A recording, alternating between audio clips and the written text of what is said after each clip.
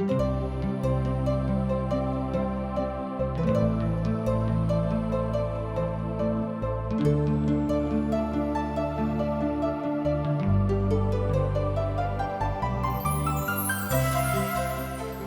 कहै छथि कि पापक मजूरी तो मृत्यु अछि, मुदा परमेश्वर के वचन हमरा प्रभु यीशु मसीह में अनंत जीवन अछि। हम सब एहन काज करै छी जे परमेश्वर के अप्रसन्न करै छी, जे हमरा के सजा दिलाबऽ के पात्र बनाबै छै। मुदा बाइबल अनंत जीवन के दिस एकटा स्पष्ट मार्ग के प्रस्तुत करै छथिन। TWR के प्रस्तुति आशक इजोत यह अनंत जीवन के खोजो में चलो वाला एकटा कार्यक्रम अछि। कृपया क देखू, सुनू, जाहिसँ परमेश्वर अहाँ के जीवन के मार्गदर्शक बनल रहे। आशा के इजोत मैथिली कार्यक्रम में हम एक बेर और अहाँक अभिनंदन प्रभु यीशु मसीह के मीठ आ पवित्र नाम से कह रहल छी। हमरा सब पुनः परमेश्वरक पवित्र वचनक अध्ययन करबाक लेल उपस्थित छी। आजुक दिन हमरा सब यशायाह के पोथी के 29वां अध्याय में पहुंच गेल छी। पछला अध्याय में हमरा सब किसानों के दृष्टांतक देखलहुं हैं। वही तरह अर्थात जेना किसान दौनी क के दाना के निकालित छथि, वही तरह परमेश्वर अपन न्याय करता है और अपन लोगों के चिन्ह के अपन धाम में लो जेता है। वही तरह ए अध्याय में भविष्यवाणी यरूशलेम के नगरी के विषय में कयल गेल अछि, जे बड़ सीमित अछि। और पुनः वो आगा बढ़े छथि, अर्थात जकरिया के पोथी के दिस। जकरिया के पोथी तकर 14वां अध्याय 1 पद से ल क 7 पद में परमेश्वर के राजा के विषय में भविष्यवाणी कयल गेल छै कि वो जतेक पहाड़क स्पर्श करता है। ई बात प्रभु यीशु मसीह के दिस इशारा करैत अछि। तहन अहाँ बाजि सकलहुँ हैं कि आजू के विषय वस्तु हमरा सभक भ सकै छै पाखंडी के विनाश। आजू के युग में पाखंडी के कमी नहीं छेन, जे अनेरे किछ से किछ गप करता है, ओहि गपक कोनो अर्थ नहीं होइत अछि। मसीह के पहाड़ी संदेश में एहि बातक देखावल गेल छल, जाहि बातक हमरा लोकनि मत्ती के रचल सुसमाचार 23 अध्याय के 37 पद में देखे छी। तकरा बाद 24 अध्याय के 2 पद में देखे छी। आगा लूका के रचल सुसमाचार 13 अध्याय के 34 पद में, तकरा बाद वही अध्याय के 5 पद में, आगा 21 अध्याय के 20 पद से ल क 24 पद धरि एही बातक बताओल गेल अछि। एहिठाम हमरा लोकनि यशायाह पोथी 29 अध्याय के 1 पद में एहि तरह देखे छी। हाय अरियेल, अरियेल हाय, ओहि नगरी पर जकरा ऊपर दाऊद छावनी कयने छलाह।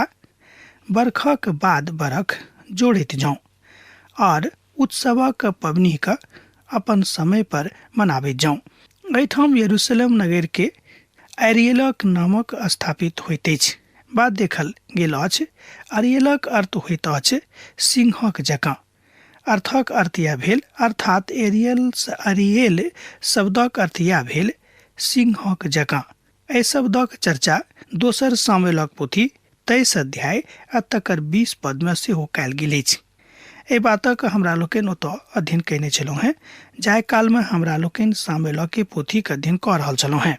सिंहक जकाँ मनुखक अर्थ होइत अछि कि द्वार पर ओ ठाढ़ रहता है, जेना कि सिंह ठाढ़ रहैत अछि अपन गुफाक आगू में आ तकर रक्षा रखवाली करैत अछि। दोसर गप में सिंहक अर्थ अनर्थ सेहो होइत अछि, किएक तऽ सिंह शक्तिशाली होइत अछि, तहन ओ केकरो विनाश करबाक लेल सेहो तैयार भऽ सकैत छथि।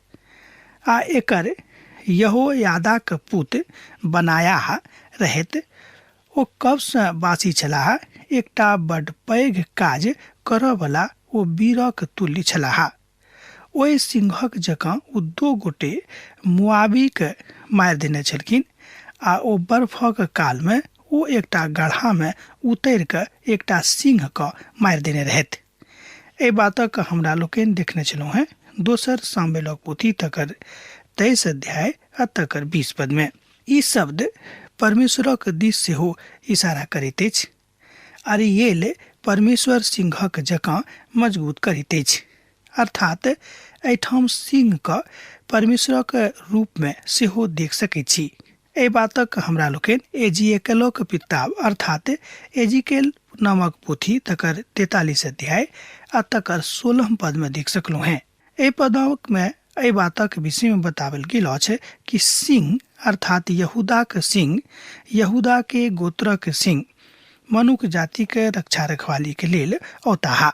एही तरह यरूशलेम एकटा स्थान छल जतऽ परमेश्वरक मंदिर रहन आ हुनक वेदी सेहो ओते रहन।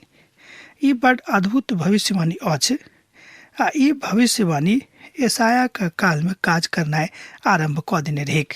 हम एहि बातक देखै छी कि मनुष्य के परमेश्वर कतेक मदद करैत छथि आर ओ कोना के ओहि काल धरि जाकऽ स्वयं के स्थापित करैत छथि। भविष्यवाणी पूरा भऽ गेल अछि, पूरा हैत दोनों बात अछि। पहिल गप में कि बहुत भविष्यवाणी जे यशाया अपन पोथी में कहने छलाह से पूर्ण भऽ गेलैक आर किछु भविष्यवाणी पूरा होमय वला अछि।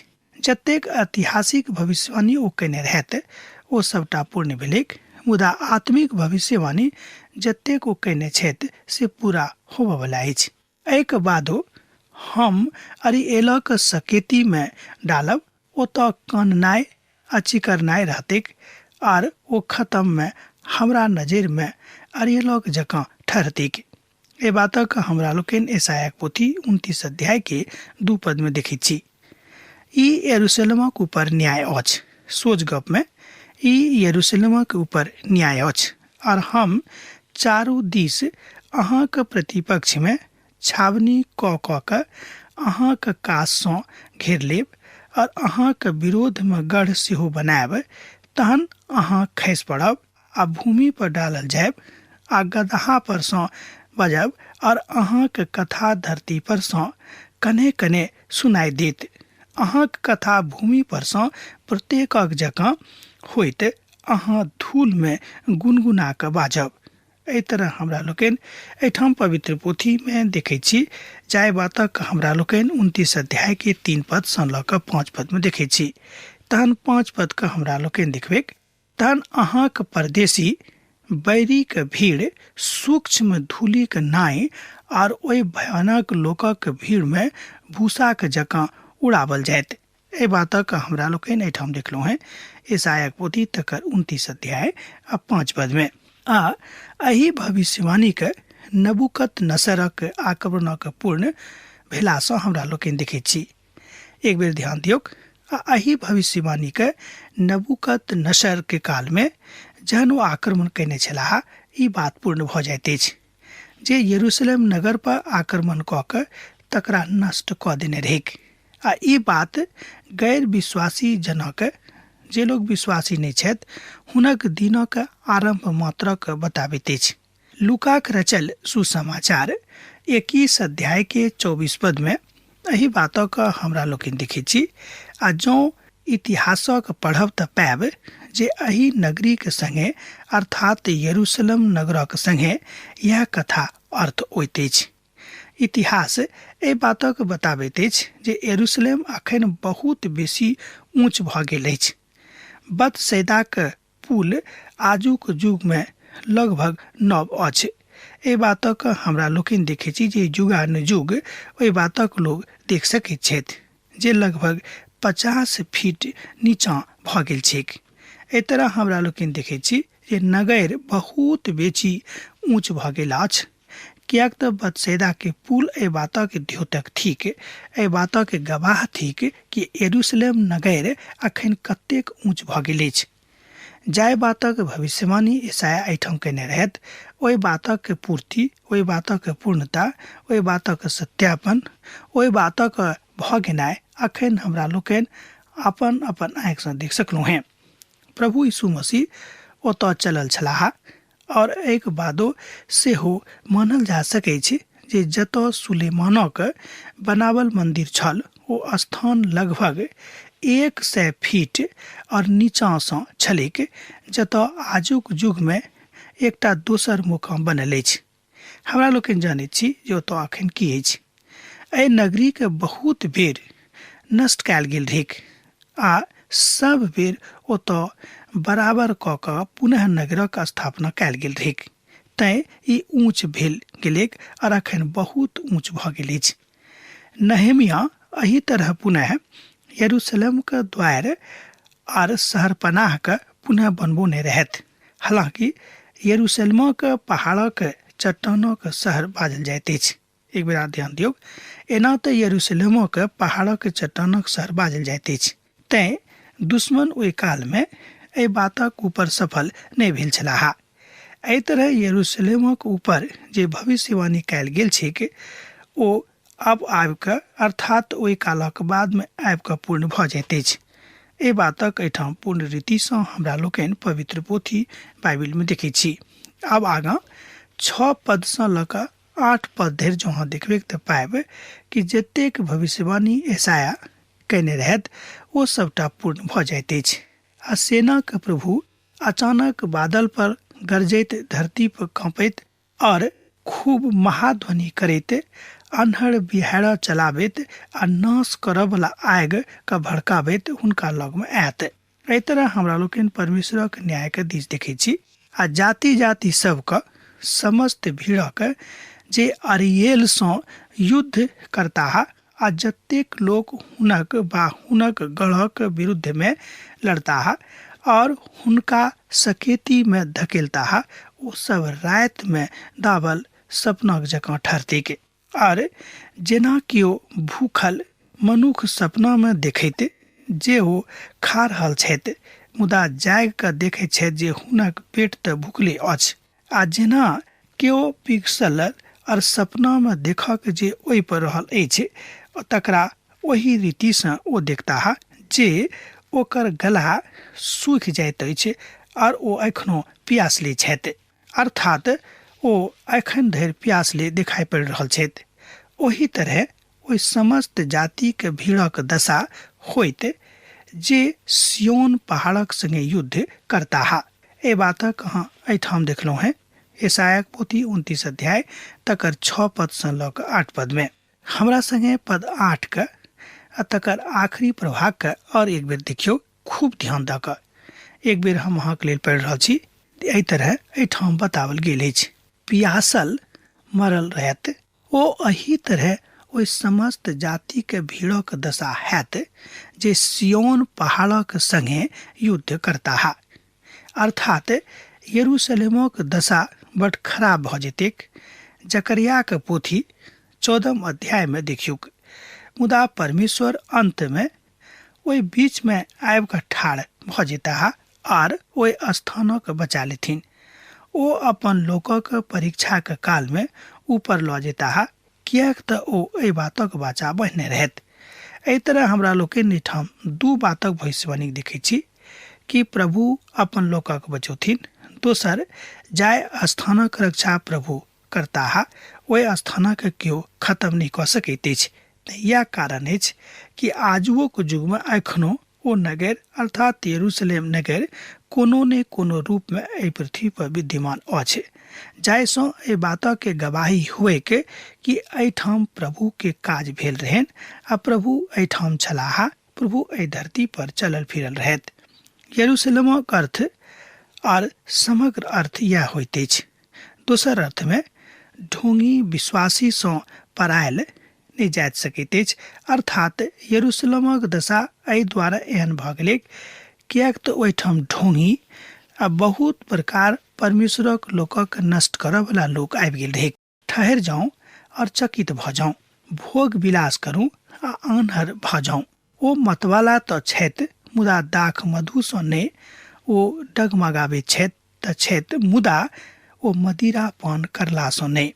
प्रभु अहाँके भारी नींद में डालि देथिन और ओ अहाँके भविष्यवक्ता के रूप आँखि के बंद कऽ देथिन और अहाँके दर्शी रूपी माथा के पर्दा ओढ़ा देथिन। एहि बातक हमरा लोकनि एहिठाम यशायाह पोथी 29 अध्याय 9 आ 10 पद में देख सकलहुँ हैं पढ़ि कऽ।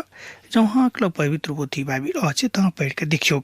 हम बाजब जे यशायाह बड़ सामान्य आ साधारण स्थानक भविष्यवक्ता थिकाह। ओ एहिठाम स्थानीय बातक सेहो बता रहल छथि कि एहिठाम एहि युग में की भऽ जेतैक और आगाँ आबऽ वाला काल में एहिठाम की भऽ जेतैक। एहि तरह हमरा लोकनि एहिठाम पवित्र पोथी बाइबिल में ऐतिहासिक पृष्ठभूमि के, इतिहासक के कहल बातक इतिहासकारक ओहि बातक सत्यापित कऽ दैत अछि जाहि बातक के खोज जाहि बातक के शोध इतिहासकार सब कऽ रहल छथिन हुनका एहि बातक एहिठाम संतुष्टि भऽ जाइत छनि। ई सचमुच में परमेश्वर हुनका सुनतनि बा हुनका सुनऽ वाला बनि जेतनि बा बनौने छथि सेहो अहाँ भए सकैत छी। ई कोना कऽ भऽ जेतैक एहि बातक अर्थक अहाँ एहिठाम देख सकलहुँ हेँ। ओ इसराइली के इजोत लगातार एहिठाम भऽ कऽ ठाढ़ भऽ जेताह। जेना कि अहाँ जानै छी कि इसराइली जे ओ के छथि, एक बेर आर सुन लिअ, इसराइली वह सब छथि जे प्रभु यीशु मसीह के अपन उद्धारकर्ताक रूपमे ग्रहण कऽ चुकने छथि। ओ तऽ हुनका इजोत दऽ रहल छथिन, मुदा ई इसराइली सब इजोते लेबाक लेल तैयार नहि भऽ रहल छथि। आब एहिठाम दोसर तरह के इसराइलीक बात गप भऽ रहल अछि जे सब विश्वाससँ हटि गेल छथि। ओ सब सत्य के स्वीकार करबाक लेल तैयार नहि भऽ रहल छथि। ओ एहि बातक नहि देख रहल छथि जे नहि ओ सब एहि बातक जानैत छथि, मुदा आन्हर भऽ गेल छथि, किएक तऽ शैतान पर्दा हुनका ऊपर ओढ़ा देने छनि। जानि बुझि कऽ एहि बातक ओ स्वीकार नहि कऽ रहल छथि, अर्थात स्वीकार करबाक लेल तैयार नहि भऽ रहल छथि। हमरा सबके प्रभुक वचनक स्वीकार करबाक अछि। हमरा सबके प्रभु यीशु मसीह के अपन जिंदगीमे अपन उद्धार कर्ताक रूपमे स्वीकार करबाक अछि। वर्तमान आ भविष्य आ जे बीत गेल सेहो हुनके हाथमे रहनि, आ जे बीतऽ वला अछि सेहो हुनका हाथमे छनि, आ जे बीत रहल अछि सेहो हुनके हाथमे छनि। अर्थात संपूर्ण बातक अधिकार पिता परमेश्वर प्रभु यीशु मसीह के हाथमे दऽ देने छथि।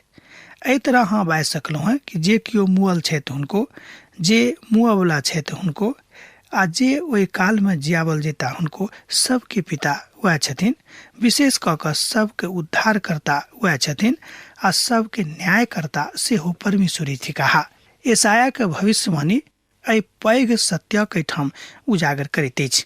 अब हमरा लोकनि अपन भाषामे बड्ड सोझ गपमे एहि बातक बुझि सकैत छी कि जाहि युगमे हमरा लोकनि अखन विद्यमान छी, जाहि युगमे हमरा लोकनि अखन जीवित छी, अहू युगक के प्रधान, अहू युगक मालिक वह छथिन।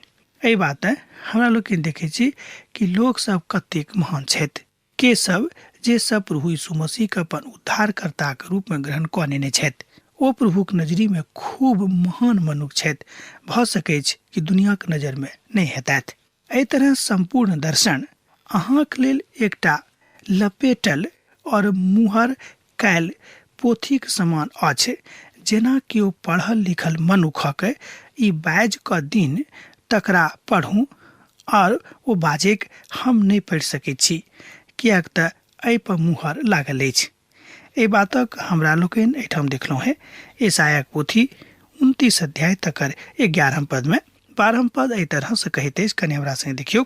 तहन वह पोथी अनपढ़ल के एहि बातें इसराइलक दियोक ई पढ़ू और ई कहेक जे हम तऽ अनपढ़ छी।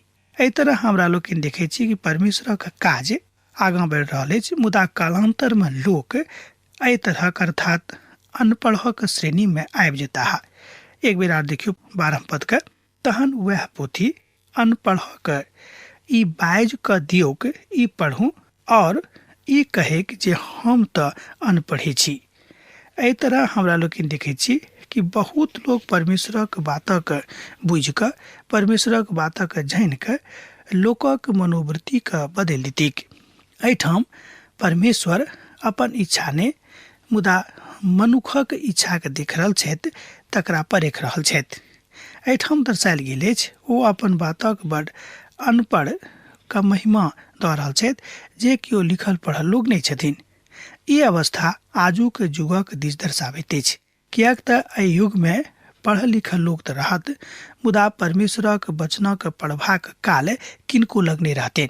ध्यान दियौक, एहि युग में जाहि युग में हमरा लोकनि जीवित छी, एहि युग में आन बातक लेल लोग खूब पढ़ता है, मुदा परमेश्वरक वचनक पढ़बाक काल, पढ़बाक ज्ञान हुनका लग नहीं रहतनि। दोसर गप में अभिरुचि से हुनका नहीं रहतनि जे हमरा सब परमेश्वरक वचनक पढ़ी। वो अपन कथा के एही रीति से एहिठाम भविष्यवाणी कऽ रहल छथि। एहिठाम हमरा लोकनि देखै छी कि अविनाशी परमेश्वर जे अपन एकलौता पूत के संसार में पठौने रहते, एहि बात सँ लोक एम्हर उम्हर अपन मनक लऽ जेती के।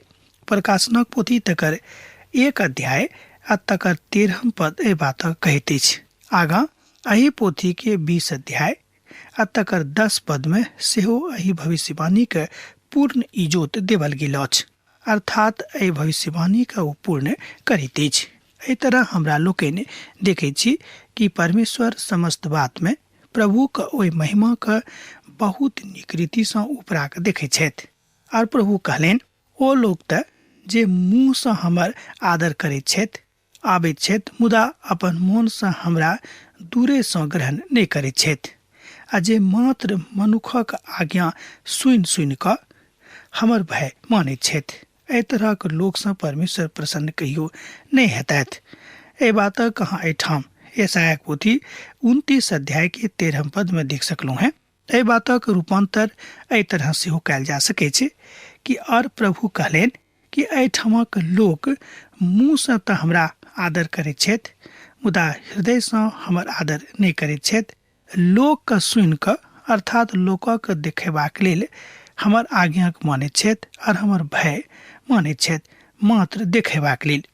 यशायाह एहि तरहक लोकक विषय में आजुक युगक लोकक विषय में भविष्यवाणी कऽ रहल छथिन। हमरा लोकनि आजुक युग में देखै छी कि एहन बहुत लोक छथि कि देखेबाक लेल लोक मंदिर जाइ छथिन, देखेबाक लेल लोक प्रार्थना करैत छथिन, मुदा अंतर मन सँ ओ प्रभुक संगे नहि रहैत छथि। एहि तरहक लोकक कमी आजुक युग में संसार में नहीं थिक। हम तो कहब कि एही तरहक लोकक विशेषता, एही तरहक लोकक भीड़ आजुक संसार में सब ठाम छिक।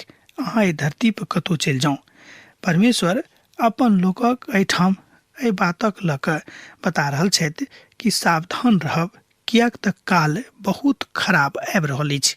एहि बातक भविष्यवाणी सेहो एहिठाम हमरा लोकनि यशायाह पोथी 29 अध्याय आ तकर 13 पद में देखै छी।